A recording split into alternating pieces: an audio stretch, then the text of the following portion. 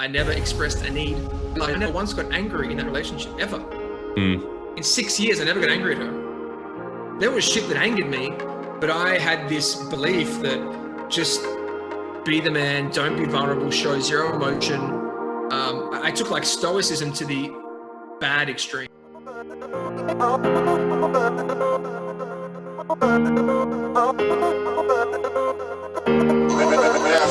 You're listening to the Everyday Legends podcast, the show that is dedicated to helping everyday men build legendary relationships with yourself, your partner, and your world. I'm your host, Mike Campbell, and the aim of this podcast is simple: to help you navigate life with more clarity, more confidence, and purpose-driven action, with plenty of stories, a load of lessons, and some loving straight talk. So let's get started.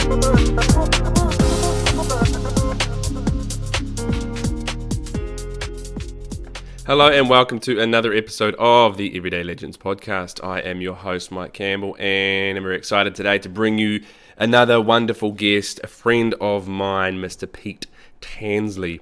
As some of you may know of him, and maybe perhaps plenty might not. And Pete is someone who someone I've known for quite a few years now, and I remember from the fitness industry. I wrote my book back in. I started writing it 2012.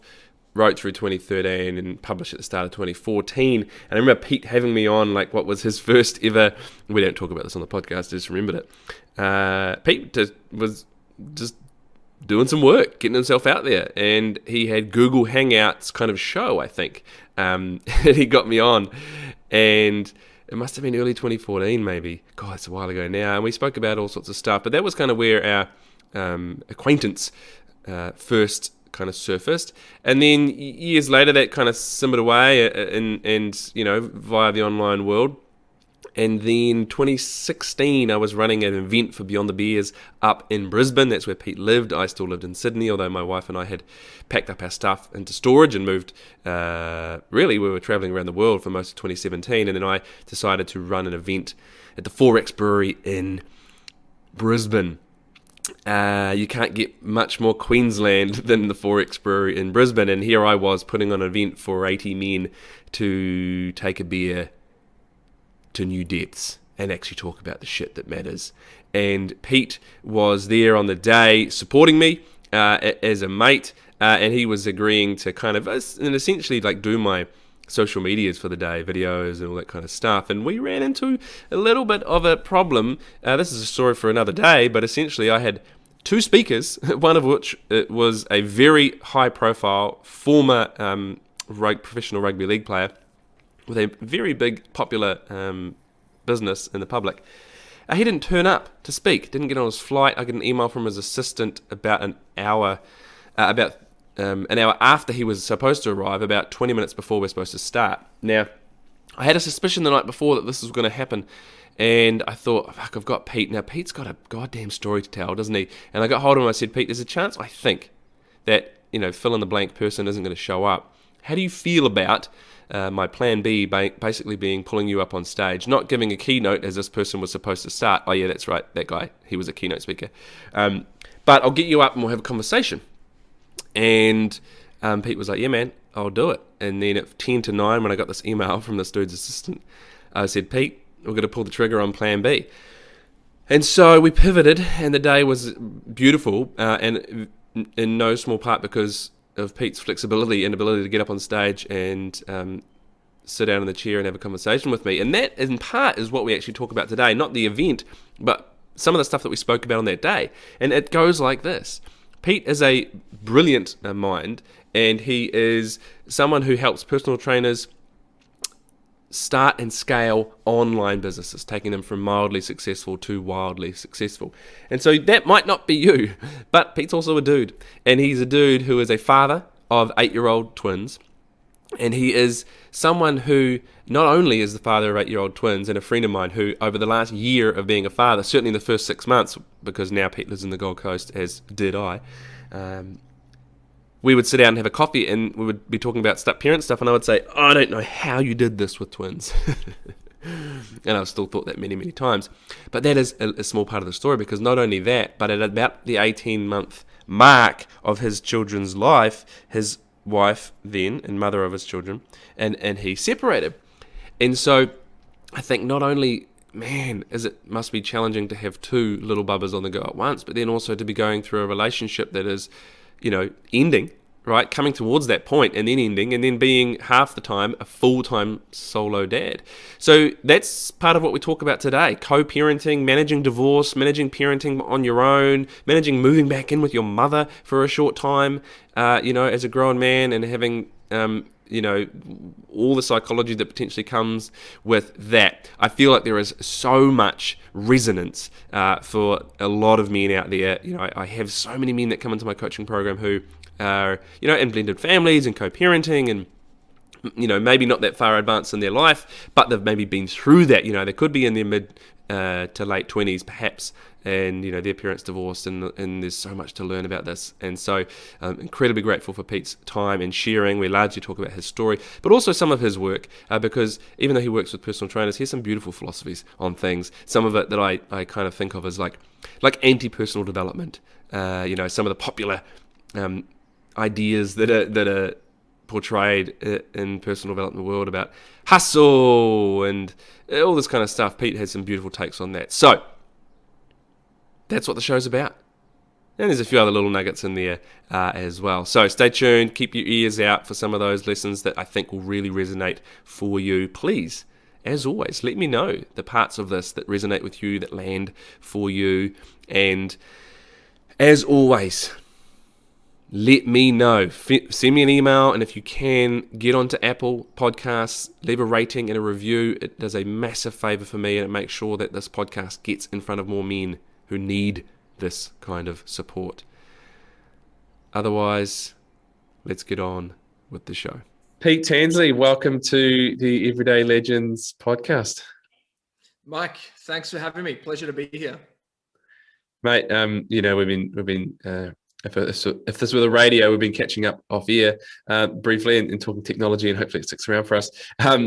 But mate, I want to dive in straight away and learn a little bit more about you. Obviously, I know about you, and maybe some of my audience does. Who knows? But I'm going to hit you with this question, which you can take wherever you want. And it's a pretty common one for me in this show, and it's this: who the hell is Pete Tansley? Yeah, great question. I'm a dad of twins. They've just turned 8. Whew. And I've worn a few hats in my time. If we rewind through school, I was the quiet kid, lots of walls up, didn't let people in. And I think that came across as, this guy thinks he's pretty cool, but I was just this big insecure kid. Mm. For me, a lot of my worth back then was through sport and through achieving in sport. Academics, not so much. But through high school, I was like, hang on, I'm really active. I'm playing sport all day, every day, but I'm kind of a bit chubby. And when school finished, I was like, what is the deal here? University isn't for me. I don't know where I'm going right now. I'm just going to use this time to get in shape. So back when I was in forums, like bodybuilding forums, and looking up like, how do you lose fat? And it turned out I've been eating wrong my entire life, despite being active and rugby and swimming and doing lots of things. So for the next 16 weeks at that time, as a 17-year-old, I went down the body transformation pathway with one goal in mind, was to get attention from females. Yeah, you're 17. Been there. Of course, what else matters? Yeah. So I went down that path, and somebody in the gym says, you can become a fitness leader, which was the qualification back then, and become a personal trainer. And from 18 to 30, I was in the fitness industry as a trainer, in sales, eventually owning my own gym, had the kids during that time. And about 29, 30, some shit came down.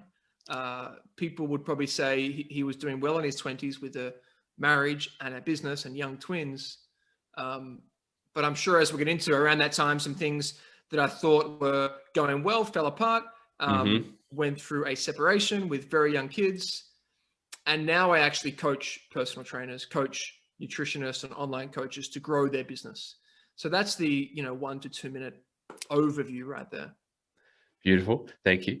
Yeah. And I mean, like I personally, I guess all of us, right? There's many layers and all sorts of interesting corners and avenues in the stories. One of the things that I want to explore is certainly your work, because I suspect there's a lot of challenges that come up for you, but also that you see.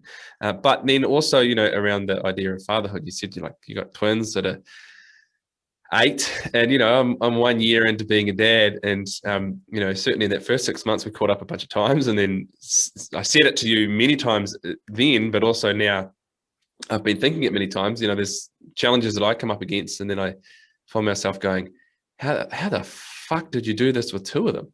And now I think, how would you do this with twins, Pete? How did you do this with twins? And so I know that there's got to be a whole series of challenges, and you said one simple thing to me before, which is like, you just get on with it. But I mean, that's easy to say, right? There's got to be the challenges in there, and I know that, as you said, there was a separation that kind of happened in there as well. So I kind of want to explore some of the challenges essentially that you've had. Maybe let's go coming into fatherhood, business owner, and then at some point there, right, twins are born and there's a separation. Can you take us through that part of your story? Yeah, for sure. And I think anyone who is in this position, you will certainly appreciate this. I think one of the hardest things is having all 3, which is a business, a marriage, and then children. Like, they are 3 on their own very difficult things. And I think the trifecta is a challenging combination. For me, back then, like, my levels of awareness were so low. Yeah. And so how old were you at that stage when the kids were born? So I was 27. Right. We've been together for 6 years at that stage. And I don't think I ever had any level of awareness to be like, hey, what's working right now? What's not? Where can I improve? What role am I playing in any of this? And I guess at the time, things were coming pretty easy. Business was going good. I have found some purpose, which I didn't have in school. And fell in love with this girl who I met working at the gym, actually. Right. And things for a period went very, very well until they didn't. I think when from a teenage years, when my parents split up, I had this attitude of just like, push shit down, get on with it. No one wants to hear your sob story. Just get on with life, right? And that's good. You'd appreciate, like, in the middle of a rugby game, you don't want your teammate to break down with like shit that's happening at home. You just want to play the game, then let's chat, right? There's a time and a place for that. But I think when that guy stepped me and scored onto the posts, and then turned and gave it to me, right? And then I break down and I'm inconsolable and I can't do my job. Totally, that's not a time to deal with shit. But I suppressed for so long I didn't deal with anything. And in this relationship, when conflict comes up, as it always does, but I thought at the time that if you find the one, there is no conflict. If you find the one, it's just easy. It's just no disagreements. She sees you as this god, and she does everything you say, and it's all amazing. And it's just a Disney fairy tale, right? So when the stress of it's not, and finances started to come in, and conflict grew, well, I did what I saw my parents do. My style was I would stonewall, because that's what I modeled, to the point where my wife would come back and say, Pete, I don't know what I've done, but I'm sorry. Right. And that was the pattern that repeated, right? And so when that pattern would happen and then she'd come back in and apologize, what was kind of the narrative in your head? Ooh, I think I was like, yes, yeah, I think it confirmed that I was right, that you brought this thing up, you're probably trying to deal with in a mature way. I would stonewall, but it would sort of affirm my behavior, right? It would like encourage me to do it again next time. Yeah. My tactic worked because she came back and apologized. Correct. Yeah. And for that moment, a day, a week, a couple of weeks, things were great because there was some synergy back there temporarily for a moment. So I guess it affirmed to me that it worked. Yeah. Until it didn't. And when you add in twins, and she did an incredible job breastfeeding until they were 12 months, breastfeeding one is challenging. Two, she really had no downtime. Wow. Some 20-minute gaps here and there. Like, as you can imagine, it's hours a day for 1 and you've got 2 plus sleep. So the other thing that I think is overlooked is, as I would avoid conflict in the relationship, I would work more. And my worth was attached to that. But what suffered was my own health, my own sleep. And as at the time, 25, 26-year-old, I was like boasting how I could get by on 3-4 hours of sleep. Yeah. I think something that's not spoken about enough in like this hustle culture is the importance of sleep, of health. I later got my testosterone levels checked and learned that they were like the levels of a 95-year-old. This is back then, right? In your mid to late 20s. Correct. Which should be in your peakers, you know? Yeah. So it's like, I think I was acting like a moron in so many ways, but I do think, not to justify it, but I wasn't healthy either. I wasn't having sane thoughts, normal thoughts of a healthy, calm. My nervous system was jacked up and I wasn't in a healthy state. Yeah, yeah. And then, so where does that take you in terms of the early days, months, weeks of the twins' life? They come along. What's happening in the relationship, you know, in you, that leads into separation? I'd become at this stage a nice guy in the relationship and would say yes to everything, and to the point of losing or dropping some hobbies. I'd stop surfing. I used to love playing music in the house 24/7. I stopped that. And I became, to try to get the relationship back, I would just say yes to everything. Right. So there was an awareness at this point that you know, there was you get the relationships back. It implies that it was kind of going apart. Yeah. Yeah. Yeah. I had boundaries. I never expressed a need. I never once got angry in that relationship, ever. In 6 years, I never got angry at her. There was shit that angered me, but I had this belief that just be the man, don't be vulnerable, show zero emotion. I took like stoicism to the bad extreme. Yeah. And I never expressed any need. And of course, on the back of that is resentment towards her that, hey, you're not reading my mind that I need these things, but I'm not expressing them either. Yeah. So is that what you think happened to that anger, right? As you said, I never got angry at her, right? There was anger, I didn't express it. And so then it kind of came out as, well, not necessarily came out, it sat in there and maybe spun around as resentment. Mm-hmm. Did it have any other obvious to you at the time, and maybe now in reflection, you know, consequences and manifestations? Yeah, I mean, there was no joy in that relationship anymore. There was no fun. There was no adventure. I was not leading anything. Mm-hmm. And I think this what do you mean by that?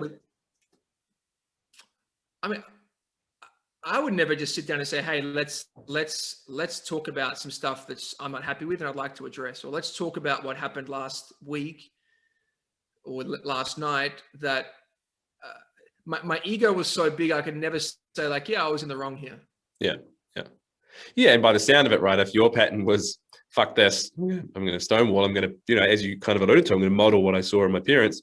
And that kept getting reinforced by her coming back in and essentially going, fuck it, well, I'll be, you know, it sounds like that idea of like, I'll be the bigger person, right, and apologize. And unfortunately, what it seemed to have done is perpetuated your pattern. Correct. And so therefore I don't have to, right? And maybe there's a knowing that I am in the wrong here, but if I leave it long enough, she'll swallow that for us. 1,000%. Yeah. That's hit the nail on the head. And I think what's common in this dynamic with young kids, and she wasn't working at the time, is you get home from work and, you know, I might've been dealing with staff. I had a gym at the time with a few personal trainers employed. They wouldn't turn up, clients canceling, a couple of lawsuits, clients getting injured. There was shit you're dealing with, right? Negotiating leases. And I would come home and I felt that she didn't respect what I was doing. Like, you're worried about our son, you know, spitting his avocado out on the floor.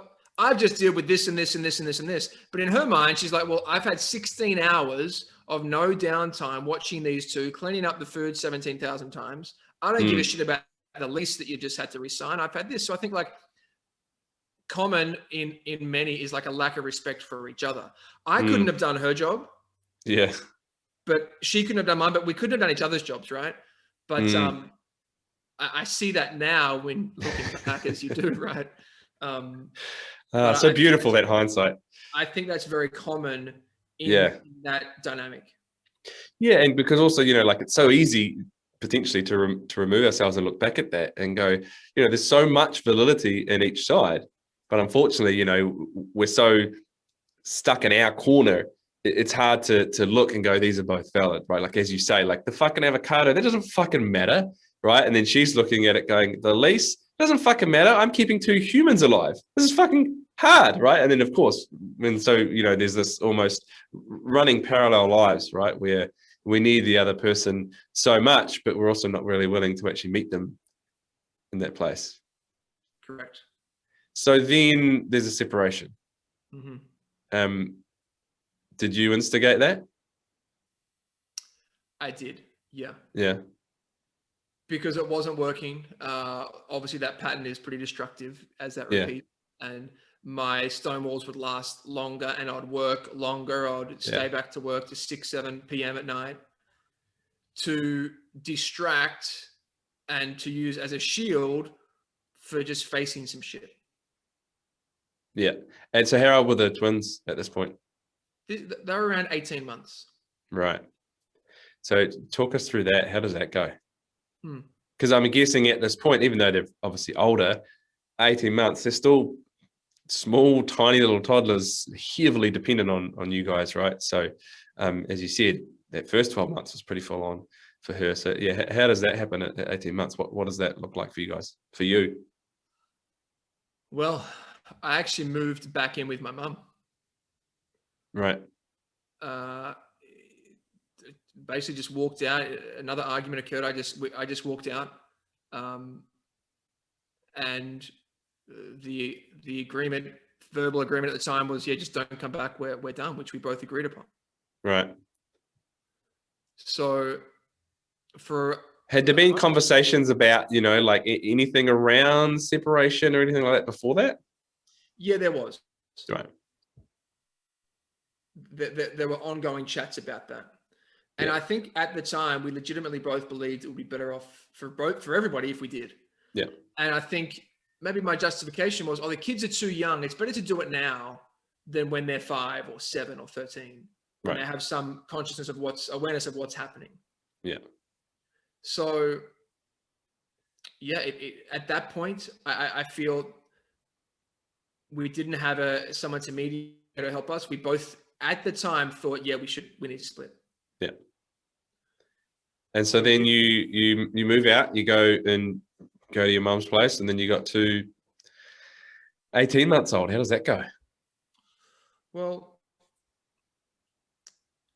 as everyone who's gone through this realizes, if you split up with the mother or the father of your children, you never split up with them, right? You're still in contact the next day or the next week about transactions, pickup times, things to supply or buy. So it's difficult to process where normally there'd be a separation and some space to think. It was unique in that there wasn't.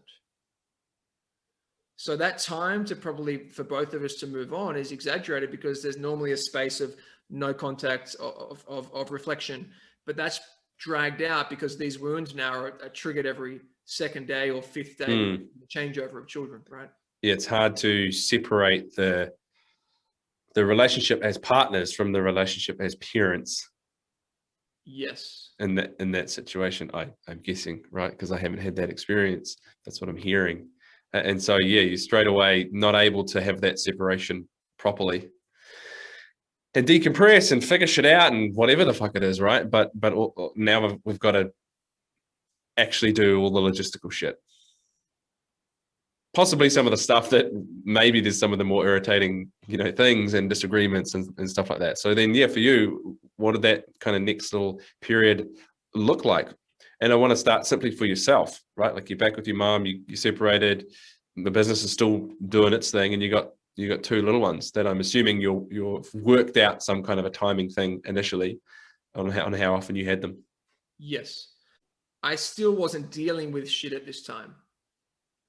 I was still running on a few hours of sleep a night, caffeine, and this was a 6 or 7 year relationship by this stage. Once we knew it was officially over, I started chasing women. Yeah. My validation was chasing girls. So I started drinking more. I started partying more. To anything to distract me from the reality of, hey, I'm in a bit of a tricky spot right now. Yeah.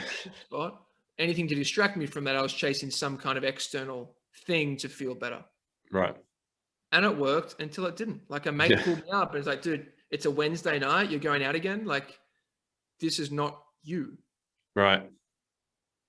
And could you receive that from him in that moment? I could.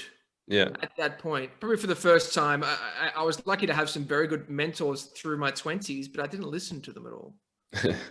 Like, thinking back, like, man, I had some good people around me and I just wasn't open to asking for help or receiving help. Yeah. Isn't that interesting? What do you think you had them around for then? Like, there's probably some obvious answers, but what was the dynamic in your head? Yeah, I don't know. I just think I think I knew better. Yeah. Like you knew better than the advice kind of thing. Yeah. Yeah. Yeah. And I think that came back to never asking for help, thinking I've got my shit sorted, proving to someone that I've got my shit sorted, whether that's my parents or partner or whoever, that it was less of a man to ask for any help or to show any sign of weakness. And I was the dude who, even during all this shit, somebody asked me, how are things going? And I read your post earlier. This is timely. How are things going? And I'll be like, yeah, mate, they're great. Things are good. How are the kids? Good. How's business? Good. How's co-parenting going? Good. But it was all a fucking lie. I was lying to myself. It was the biggest lie. Yeah. So how was it actually? It was shit. Yeah. It was a really hard, even like, I think this is the danger of studying a little bit of personal development is, the glass is always half full. You know, I was like, it's really great. I'm learning heaps. I'm like learning about myself right now, but I wasn't dealing with anything. Yeah. It was a low point through at the time, like through the 27, 28 years, because for the last 5 or 6 things were good in business and things appeared to be good. And I had built up this image of things were good, but man, that was my rock bottom. Yeah. And so, now if you could take yourself back there and someone said to you, how are you going? And you were going to answer honestly, what would come out for you? Well, I'd probably be sure, hey, can I be real with you? Because a lot of people say, how you going? Yeah. But I would say, you know what, man, I'm really struggling right now. Yeah. And so what do you think you needed?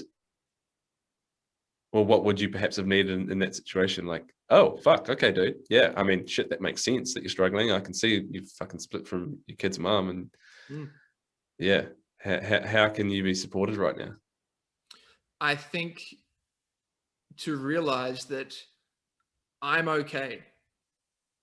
Me as a man is not dependent on anything else. It's not conditional on the business hitting record months or profit or how many sales or what appears to be following this path, that you are still okay and you are still fine. It's not conditional on those things. Yeah, so you're allowed to, because there's a term that's coming to me now that I've heard so many times in my work, and that is if I, answer that question or, reach out for help or simply admit it to myself that things aren't going so great and I'm struggling, then, the dam will burst kind of thing. And I'll just fucking collapse. I won't even hardly exist because I just won't even fucking be able to handle and manage anything.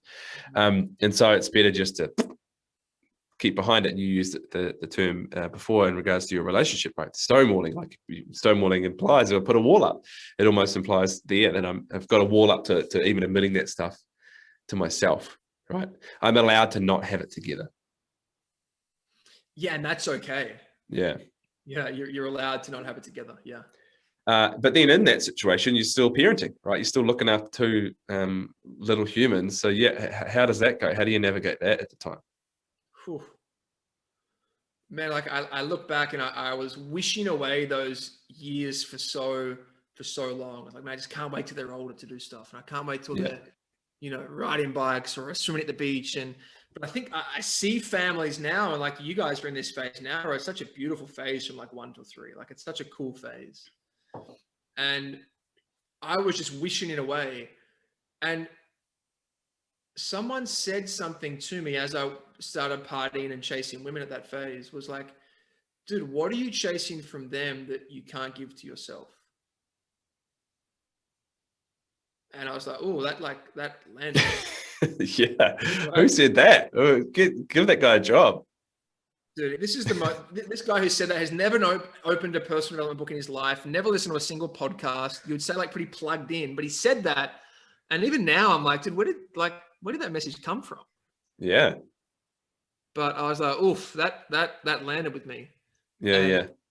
that was probably the turning point of coming out of that shit. Right. So then, because I'm assuming there was kind of like half the time you're parenting, you've got the kids, half the time you're not. The partying's happening when you're not with them. It's different when you're with them in some part. Did it feel like there was kind of almost two lives at that point? Yeah, it really was. From reading, from watching Peppa Pig to then having some freedom, which I was also out of a long-term relationship as well. So like it was this double-edged sword. Yeah. Yeah. Yeah. It was totally new. Then it hit me that like, man, I really miss putting them to bed. I really miss those things that I was like even missing when I was in the relationship, but it made you appreciate when you have them for 2 nights or 3 nights of the week, that those other 4 nights, like, man, I missed that.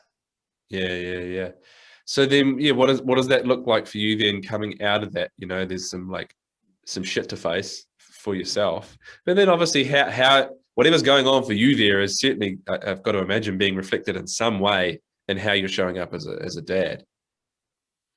For sure. Yeah. I mean, at that point when I realized like, oh yeah, like maybe this method, like a great question, a coaching question, well, how's that working out for you? Yeah. It wasn't working out for me very well. Yeah. So I think that realization was it still took a few more beatings to really like hammer it in, but that was the start of it. Yeah. And I started meditating. I started to learn a little bit of self-awareness. I started to learn how to regulate some things I was feeling. And I mean, that journey still continues today, like 6 years later, but that was the start of it for me. Yeah, nice. And so then what shifts in terms of, your relationship to the kids at that point? I think at that point, maybe I'd lied to myself that they're too young to realize what's going on up until then. But I was like, you know what? They're modeling you right now. Would you want Hallie, my daughter, to be treated this way if she goes through a separation? Would I want Jax to model what I was doing? And the answer was hell no to both of those. Yeah. So I started doing some of the work to change who I was being and change that and be more present with everybody, but especially with them. Yeah.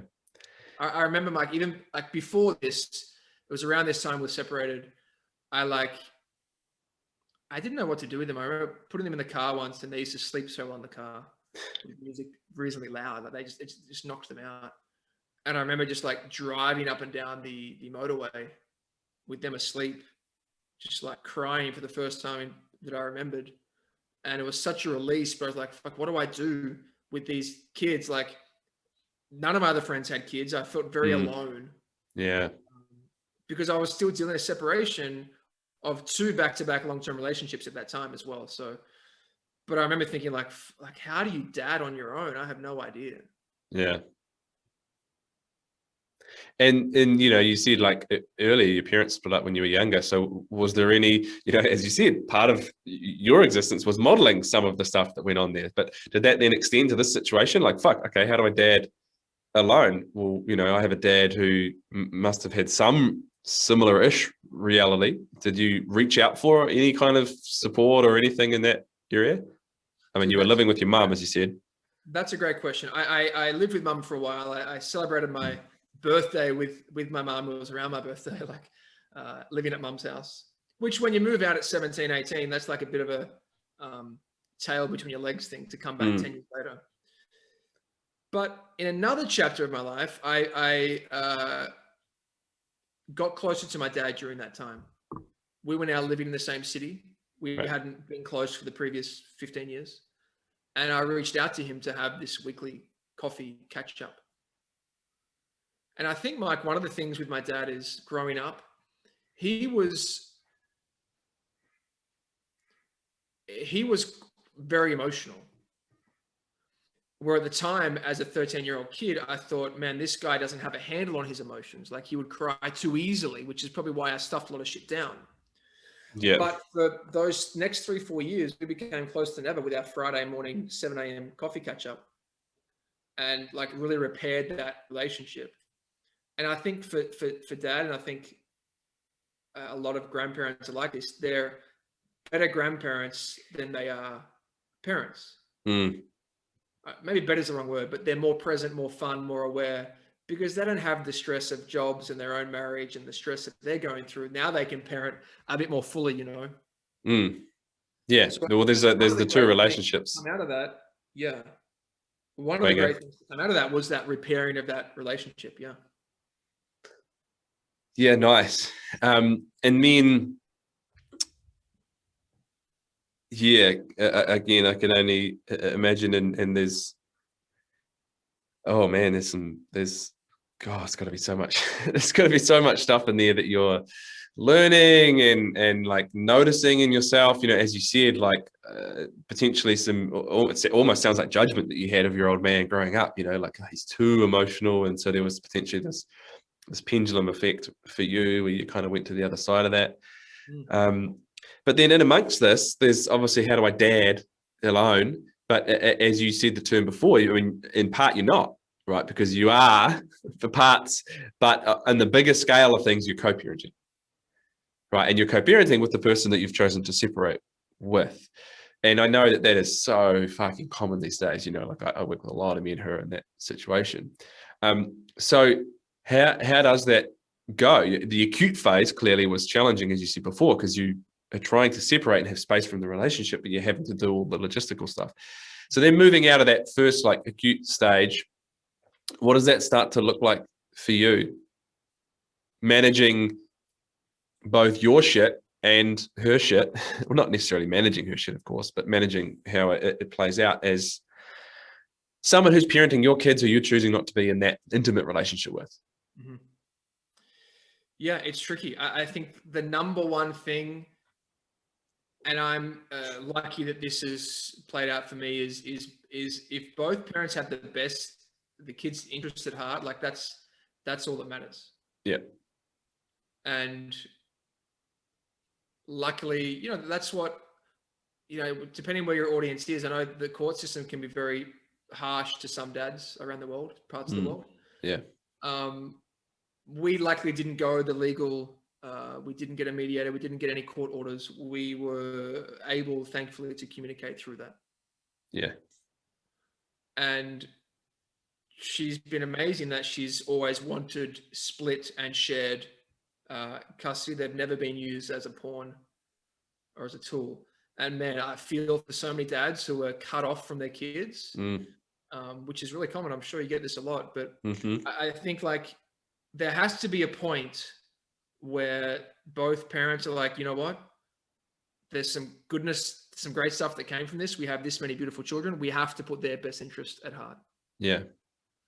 So I started to apologize and realized where I did fuck up with us and wasn't, you know, especially in areas of conflict, I admitted fault. Yeah. And then we came to, over time, some better agreements. Some simple stuff, like we had a monthly meeting. We have a shared Google Calendar with times. Like it's almost over communicating with this person who you're still, for the next 15 or whatever years, you're still going to be in a relationship with. Yeah, absolutely. And there's, you know, as you said, for your own experience as a kid, there's what the kids witness as well, right? Not just when you're, fuck this, I'm out partying and what are my kids watching in that, but in terms of the relationship with their mother, right? Which is always going to be present. Regardless of you guys are in the same room or not, your kids have still got a mom and a dad and potentially other people that come into the situation. So let's explore that. How does it go then beyond just chasing women for a bit of like distraction and validation, entering into relationships with a couple of kids in tow? I think I had so much shame around my past that I wasn't even fully owning my situation. Right. Here's an example. I entered the start of a long-term relationship and lied that I was previously married, because I think a part of me was judging myself that this guy's already got a couple of kids. That's a few points deducted off the magical score. Like, the marriage is just more. Yeah.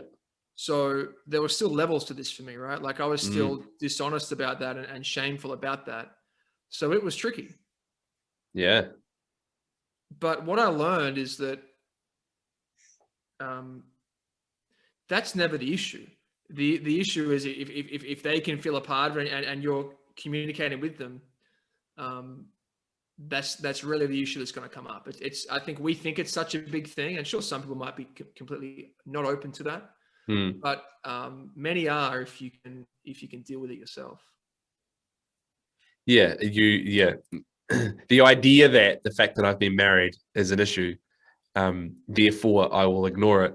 Of course, the ignorance and the keeping it private becomes a hell of a lot bigger issue than the fact that you've been married could ever be. And of course, if this is your specific example, and it might be many people's examples, but it could be any other different context.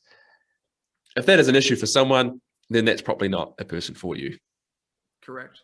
Right. And so we potentially get ourselves into some kind of hot water and challenging situation by denying it and whatever else. And this image that I wanted to project was like, this guy's got his shit together. He's handling life. So there was some omission of the truth there to keep up this mask, basically. Which, listening to it now, I have the beauty of not being in it. It's not my story. It's easier to have an objective view that, like, if you're going to take that approach, the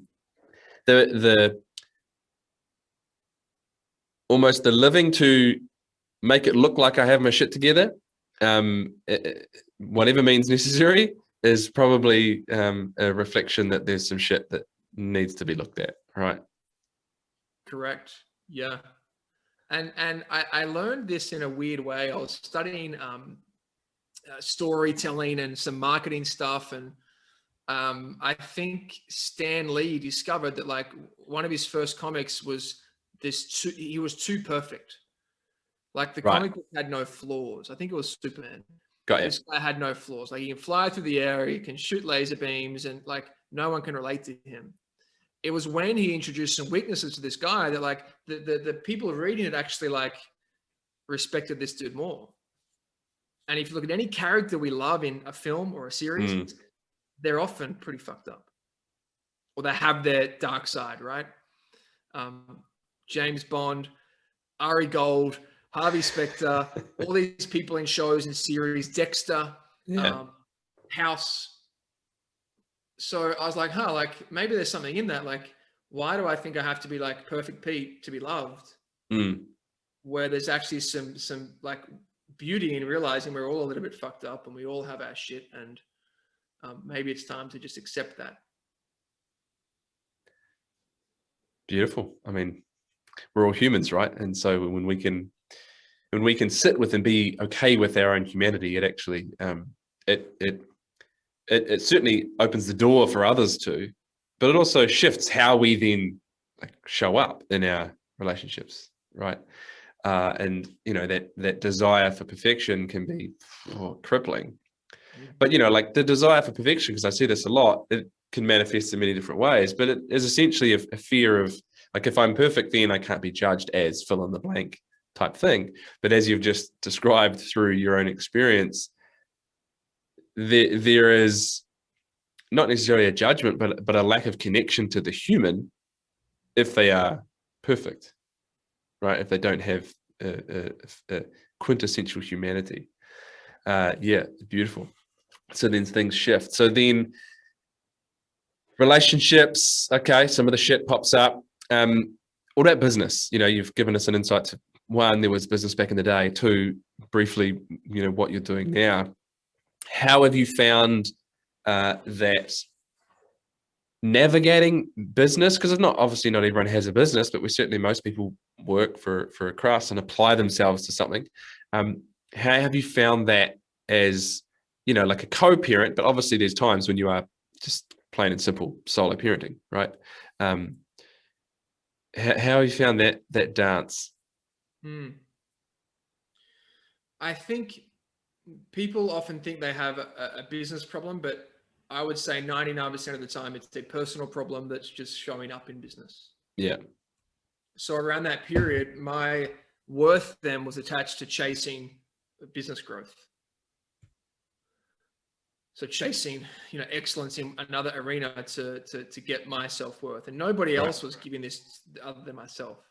Yeah, that was my significance, was through that, and it worked for a period again until it doesn't, right? And there's still an issue, but like this idea of like, even with people I was, I've had 2 long-term relationships, but I would always keep them at arm's length a little bit. I would always not let them get too close. And I'd always be a little bit mysterious.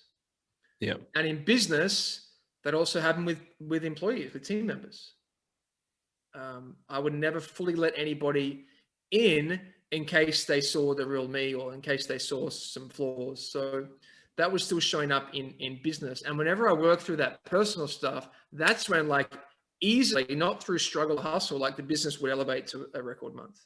When I would deal with some shit that's happening in here, or judging myself about something, then the next month, like, surprise, would be, a biggest month ever by far. Yeah. And was that an easy realization and kind of connection to make? No, I mean, it's still like, I was probably a year ago that I realized it, or 2 years ago, like recent stuff. Yeah.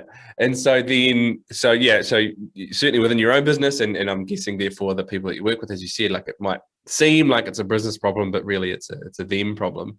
And so for you, does that expand into part of the quote unquote you problems is the challenge in running the business and also being a dad to ever growing twins?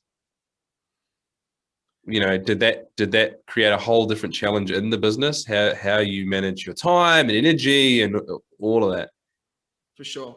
I mean, at that time when I started co-parenting, there's a period where you're a single parent with 2. So I had to change how my business was set up. That's when I went to a more online business, one that wasn't, training clients in the gym or managing my trainers in the gym. So that as one, you can always connect the dots.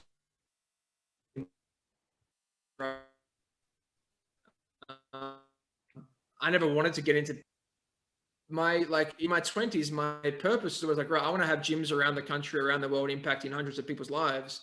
That's sort of now happening, but in a different way, right? So I had to change how I couldn't work a 9-to-5 job, or be in the gym at 5 a.m. training clients with 2 2-year-olds in my house. Yeah. So it forced me. I was very lucky that I had some skills that could adapt to another area. Yeah. And then out of interest, because as you said, you went and moved in with your mom, and you eventually started to kind of build the relationship with your dad. So was that a longer term thing in terms of not necessarily living with your mom, but like, I'm assuming at that time she started to be a little bit more hands-on in terms of supporting you in parenting the kids, or essentially grandparenting? Yeah. Is the question, did our relationship improve? Not necessarily the relationship improve. You said you started to reignite it with your dad at the same time, but I'm assuming when you moved back in with your mum, you've got the kids half the time. There was that set of hands, and I suppose like expertise from her as well, that lent a bit of wisdom and experience and ease. Yeah. And it's funny, like, I always thought that our mum wasn't very nurturing. Right. She wasn't many of these things was my memory growing up. Yeah, as for you as a kid, yeah. Yeah, but then when I saw her, like I was like, oh yeah, she was in her own way. Like it's funny you drop these maybe judgments you have, and it's like, oh yeah, she was very nurturing in different ways and very very loving in other ways. I was comparing her to other mums perhaps or some other idea that I had, but yeah, you see them in a different light when they're assisting. And so, do you think? Because obviously, you'll never know what the reality would have been like for you growing up if your parents stayed together, for your kids if you guys stayed together. But do you think, perhaps on reflection, and maybe you've never thought about this, I'm just interested, that in an odd way with you guys splitting up, the grandparents, might have therefore both of you needed the grandparents a bit more. I'm guessing there might have been a bit more hands-on from more people for the kids growing up. Yeah, 100%. Yeah, without a doubt. Yeah.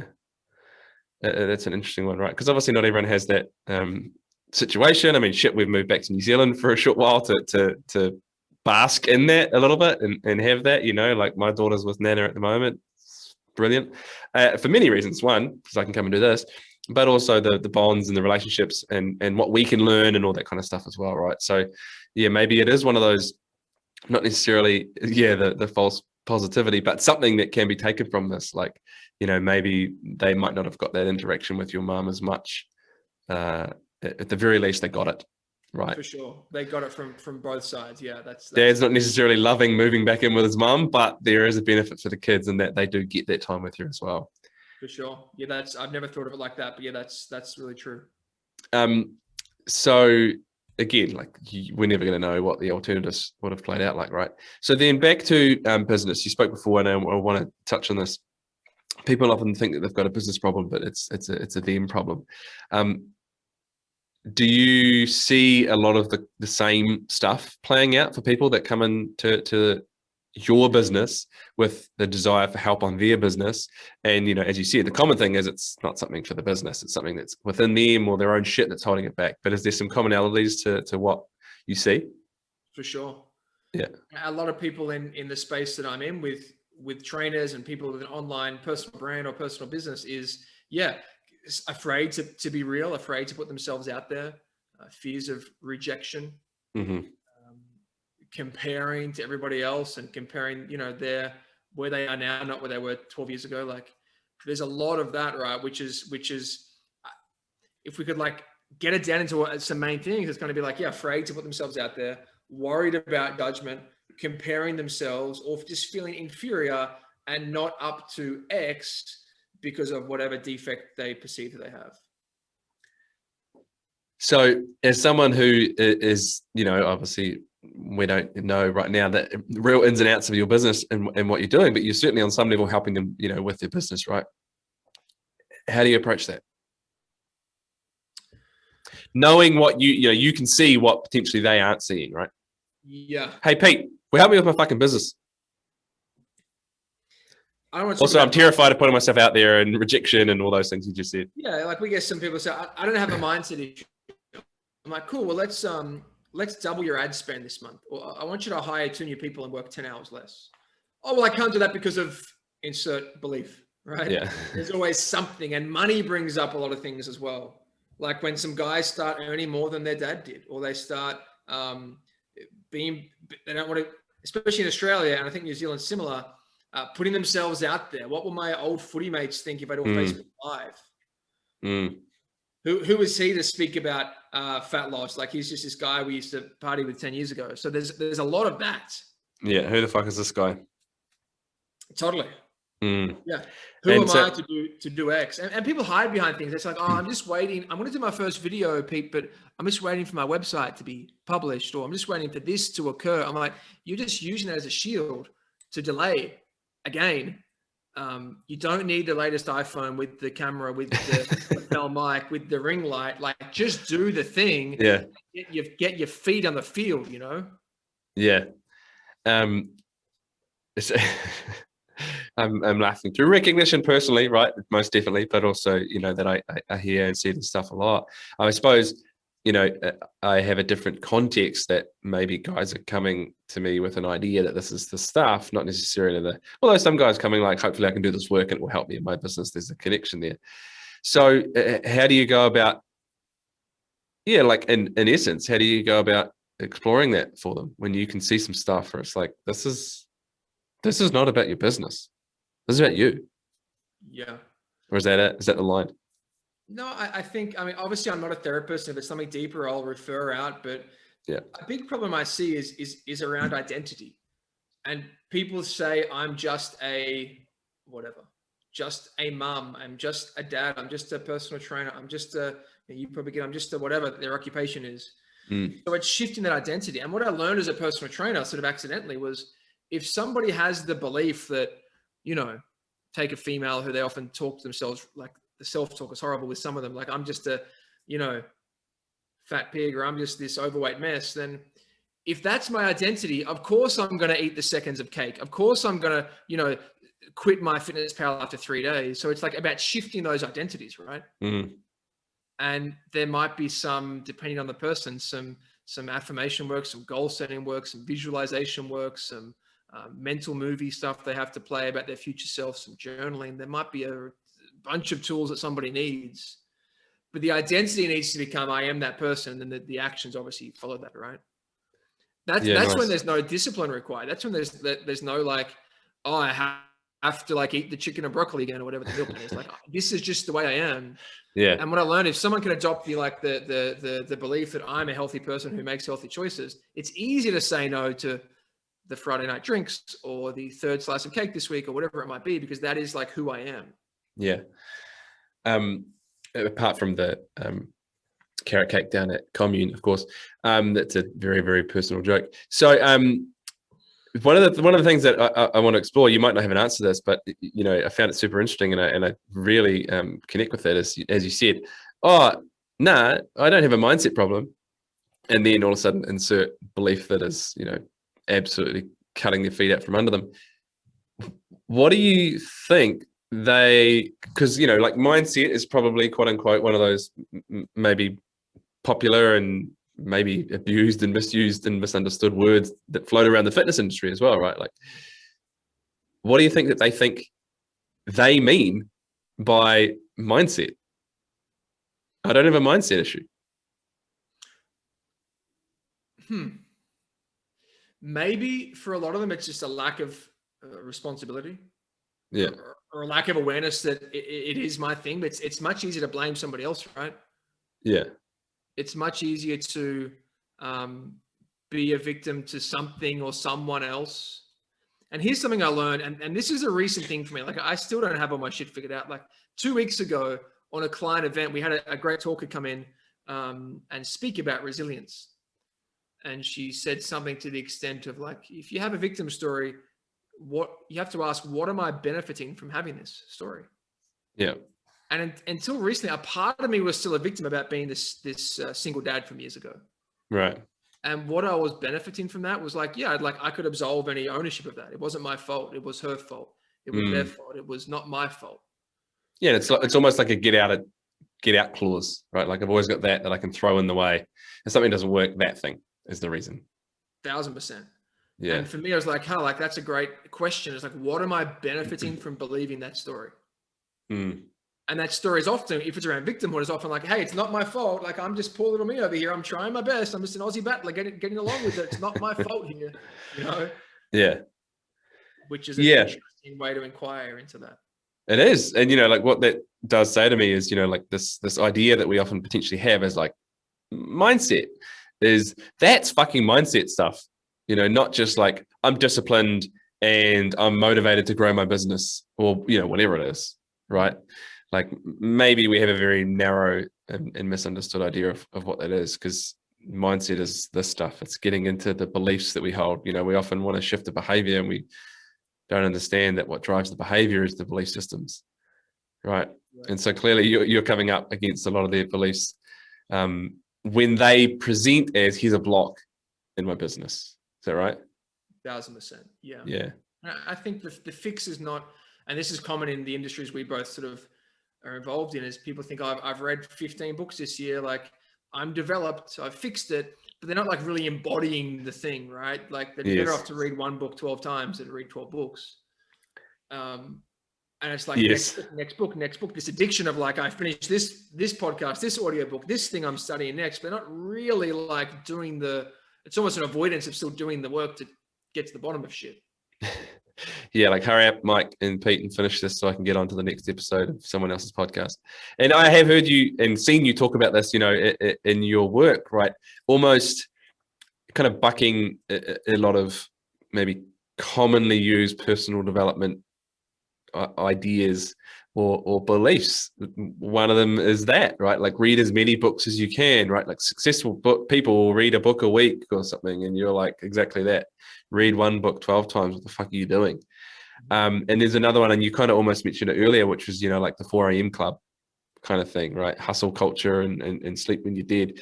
I mean, I'm assuming you've learned perhaps some of these lessons yourself, but does this speak to the fact that you're seeing this play out in your business and the people you help as well? Yeah, for sure.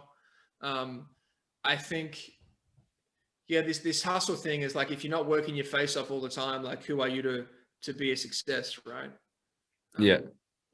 Like it's almost like a struggle story is required for a success story. Yeah, and perhaps as well, because I definitely see this, a struggle story is required for me to be able to enjoy the fruits of the struggle. Yes. Yeah, that's big.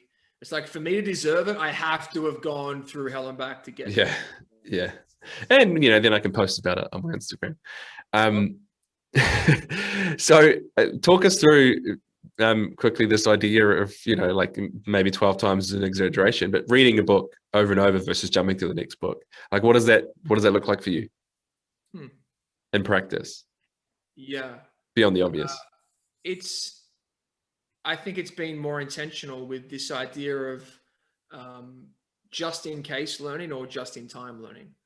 So for example, if there's a thing that you need in this month or next month or this quarter, you learn that just in time to implement. Whereas I think people with their learning have such a broad input of things they're trying to learn. They think, oh, just in case I need this one day, I'm gonna study this, where it's right. like not relevant to what they need right now. So it's almost like having a study plan, an education plan that's for what you need right now. Now you can have some hobbies you listen to. I'm also open to being, having some things that are maybe you don't normally listen to, but I think being intentional with what you study. And I would say now, I used to read for an hour a day, every single day. Now I read to pick up one little nugget. Yeah. Which could be a paragraph that I read that day, right? But I would then like really try to embody that and be able to quote that and give credit to that person and not just like race from thing to thing to like check to get the dopamine rush if I finished 2 books this week. Yeah. And I love that, right? This idea of being intentional. It's so central to the work that I do in my coaching academy as well, is, like there is an intention to reading a book a week or whatever it is, right? As you said, it's basically to tick the box, and maybe that's internal, maybe that's external, but either way, as you said before, like how's that working for you? Yeah. Beyond being able to say at the end of the year, let's say I've read this many books, do you know the information? Have you implemented it? Have you embodied it? And I love this idea of bringing, a very clear intention to actually reading the book to learn it and be able to implement it. Mm-hmm. Otherwise, what the fuck else are you reading it for, right? Totally. For likes or for your own dopamine rush of like achieving something. Yes, or maybe this thing that we have learned, right, that's popular in personal development culture, as we said before. If you read lots of books, successful people read. So maybe if I just build a library of books that I have read in the past, one day that will lead to me being successful. It seems like quite a long bow to draw when I think about it now, right? Yeah, and even the idea of like successful people don't have big TVs, they have big libraries, like almost shaming you if you watch an episode of Netflix tonight. Like there's so many of these like black and white statements in the business, personal development world, right? Yeah. But as always, there's some nuance to it. Always nuance.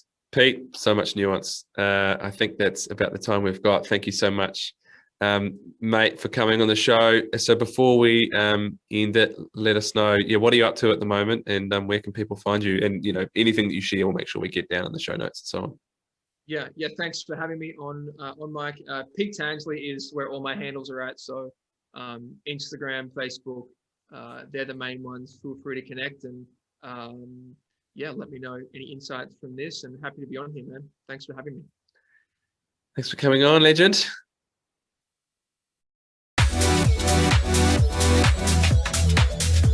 You've been listening to the Everyday Legends podcast, the show dedicated to helping everyday men build legendary relationships with yourself, with your partners, and in your world.